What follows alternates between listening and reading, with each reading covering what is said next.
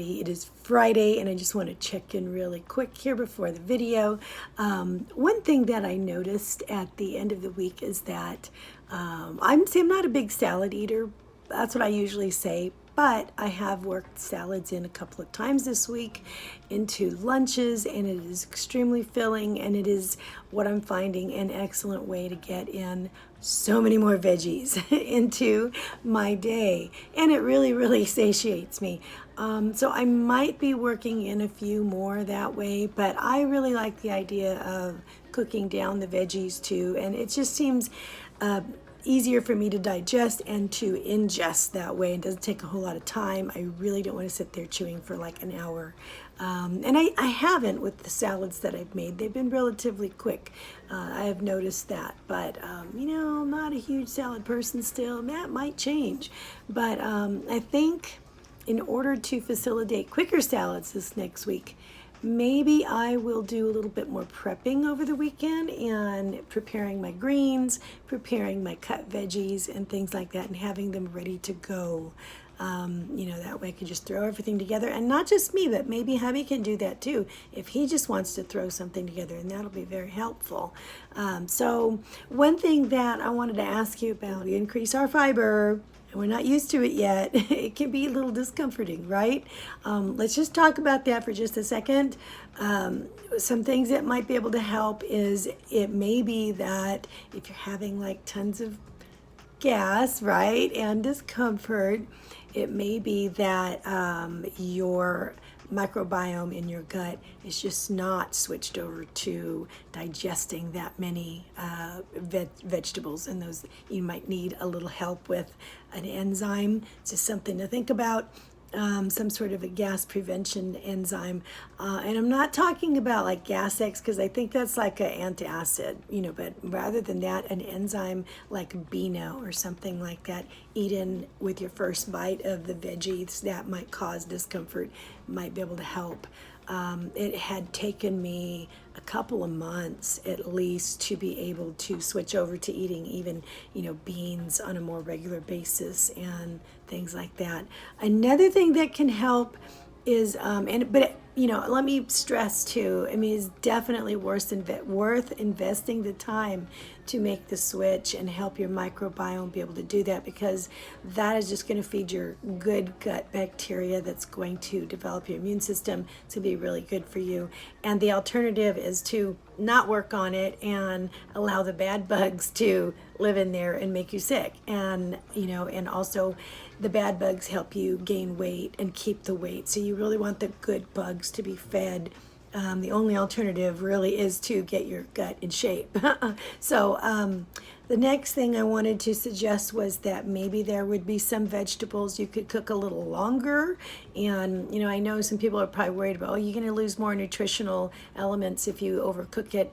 Well, there's a time to worry about that, but if you're hurting and you're in discomfort, I have found that cooking broccoli a little longer, cooking a few things a little longer helps me, or has helped me in the past. Broccoli is one thing that I love, but it was like really hard to deal with, and so we cook broccoli a little longer, and when we found that it actually takes the taste from broccoli over into artichoke heart if you over steam it a little bit. Now, I'm not talking about baking or sauteing, but you'd have to steam it in order to get that flavor out, and so it turns a little bit of a more pale color, but it's super easy to digest, and it is super, super yummy that way. So you find a way that you can eat your veggies. You find a way that's going to work for you, like in this video. I don't like to have just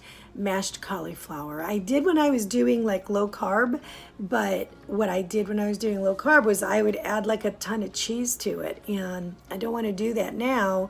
It's going to be like a bazillion points, a lot of fat, and it's not going to help my cause at all. So it's like a little cheese, maybe. I ended up putting a little Laughing Cow in it, and I think that was fine.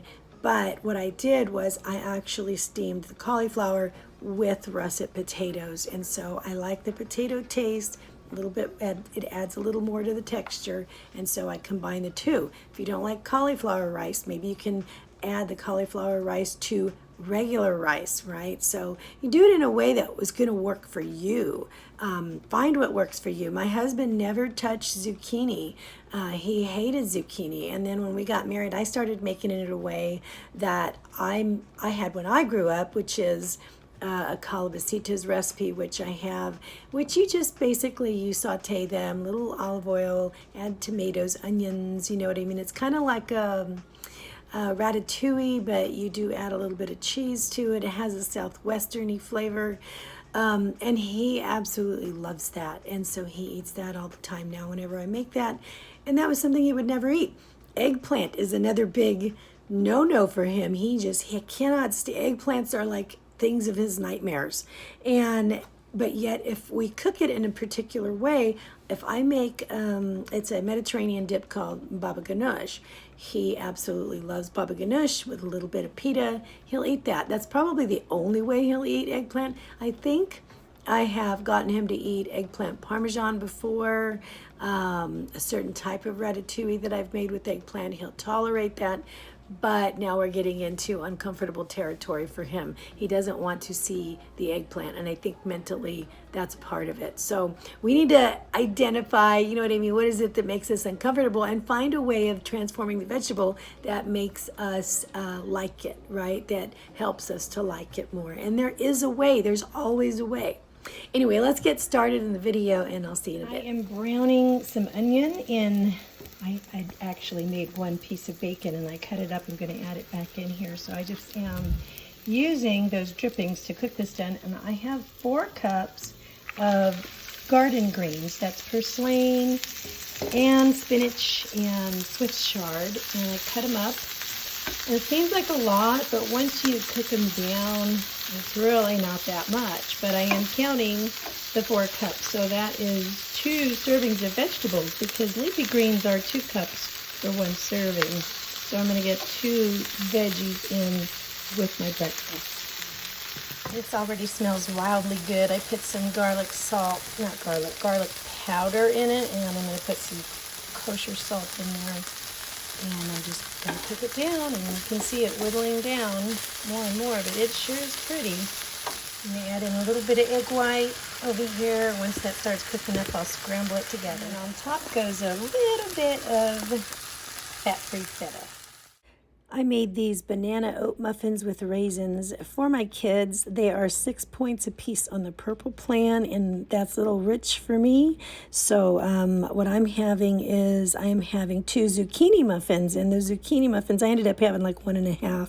They're 2 points on the purple plan.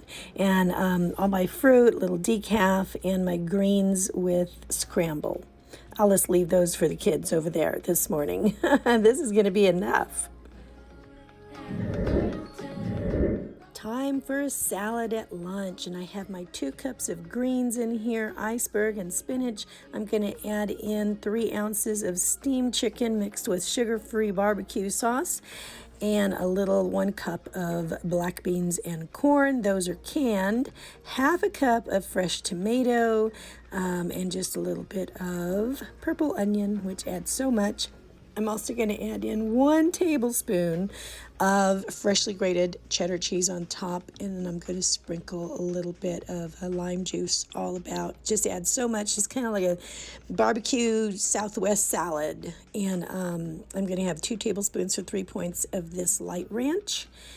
And, I was missing that yellow crunchy pepper, which I put on top, and that just made it for me. It was so good. This was a huge filling salad. I didn't think I could do it, but I did. Meatloaf. I'll show you a shot of that right now. And I'm also making a side of mashed potatoes and mashed cauliflower together. So all of these have been kind of boiled in the pan together. And so I'm just going to kind of like really mix them up. And then I'll start adding my salt and pepper. And I think I might add a little bit of milk, some lactose-free milk. It's like a 2%.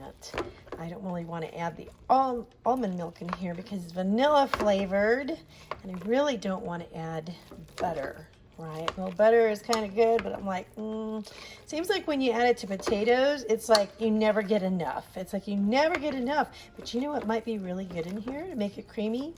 maybe a couple of Laughing Cow cheeses might go really well. Adding the Laughing Cow cheese, I added 3 to the pot actually.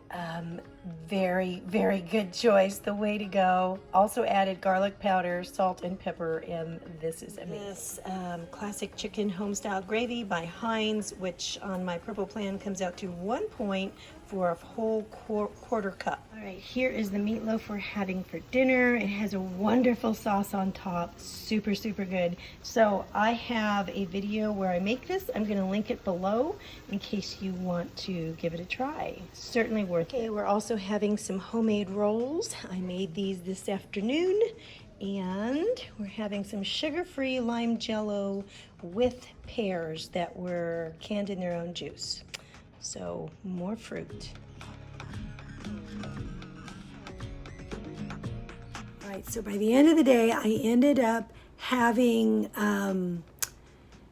11 and a half or so fruits and veggies for the day. So I met my 10 a day plus a little bit more, and I think that salad was the one that really pushed me. 2 o'clock on Sunday, we might be able to do a live. So I'm gonna try to do that. If we can't do that, I'll put up a video saying that we can't do that. But right now I'm gonna shoot for Sunday at 2 o'clock Pacific time.